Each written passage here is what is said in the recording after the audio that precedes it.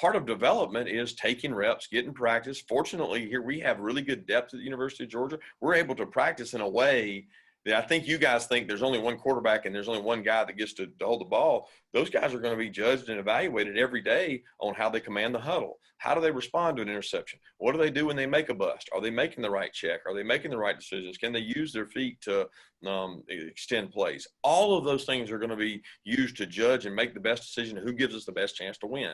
And that hasn't changed since any time we've had to make quarterback decisions. I'm excited to see those guys go compete, and I'm glad we've got the guys in the room that we have so we can pick the best one and let them go out there and play. Well, there you heard from Kirby Smart. Competition is a part of the process. This was something that he talked with reporters about the day before the Bulldogs started their 2020 fall camp, or football practice, as most people would call it. Dean Legge from Dog Post, Making You a Smarter Georgia Fan. And for the last, 6 weeks, Georgia and the rest of the SEC has been doing some high-level walkthroughs, which is college football and college athletics code for not being able to really have practice the way you want and walking at a very brisk pace through what's coming up. So only in the near future will we really know what we've got at this quarterback spot. Jamie Newman's coming back from a minor foot injury.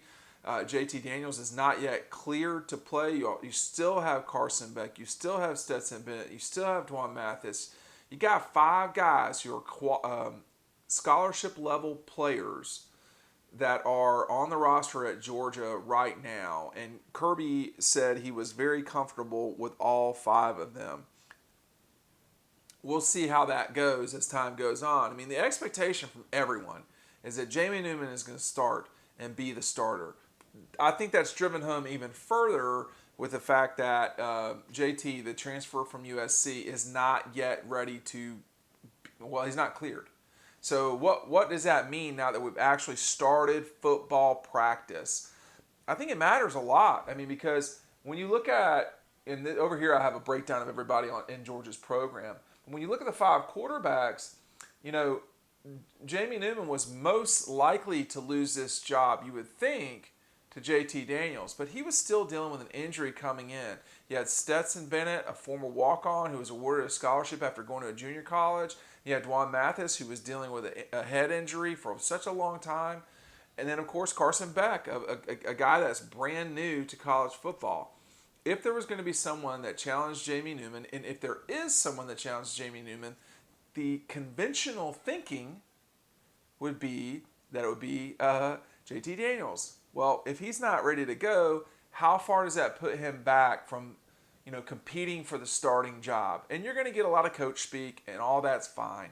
But the truth of the matter is, it does matter if you can fully go or you can't. And ACLs take a lot longer to fully perform at a high level than just come back. So I think what we should be watching for in the coming weeks and days is how is Jamie Newman grasping what Todd Monken, Kirby Smart, and this Georgia offense wants to do. As you've seen from me here lately, Kirby Smart wants to score points. He told us. He's not dumb. We know that.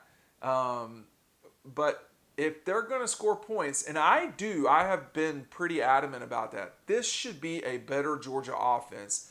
Better so much so that you should be able to tell that it's a better Georgia offense. I think you'll be able to see that. I think that that's going to be something that, when the schedule comes out, we'll just see how that goes. But you should be able to see that from game 1.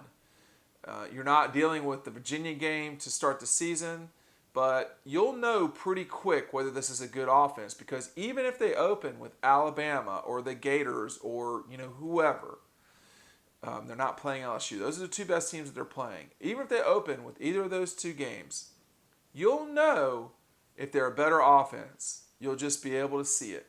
And, the competition is a part of the process, according to Kirby Smart. That competition is going to get us to the beginning of this season. Dean Legge from Dog Post, Making You a Smarter Georgia Fan. Go to dogpost.com, DAWGPOST.com right now. It's really important to get insider scoop and context for the world that we're living in college football. Dogpost.com. If you are not going there, go to this playlist right now, 2020 playlist. getting ready for a season that is encroaching on us quickly here. Make sure to click that playlist, and we'll see you over on the website.